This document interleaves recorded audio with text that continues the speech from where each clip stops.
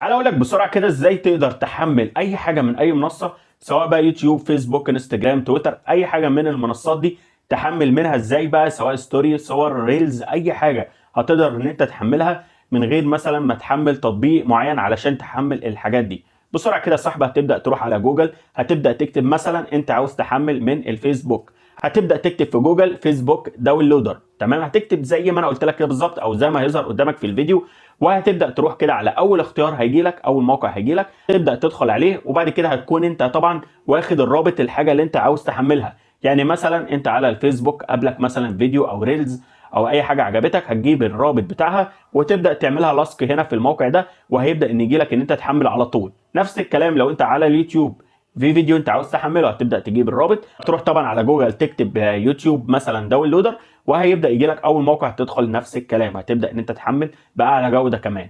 نفس الكلام على الانستجرام، هتجيب نفس الرابط وتبدا تروح تكتب انستجرام داونلودر، وهتبدا طبعا تحمل الحاجه اللي انت عاوزها بسرعه. تمام، نفس الكلام في تويتر، في اي منصه زي ما وضحت لك.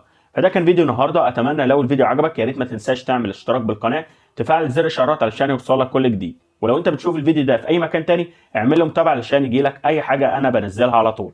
والسلام عليكم ورحمه الله وبركاته.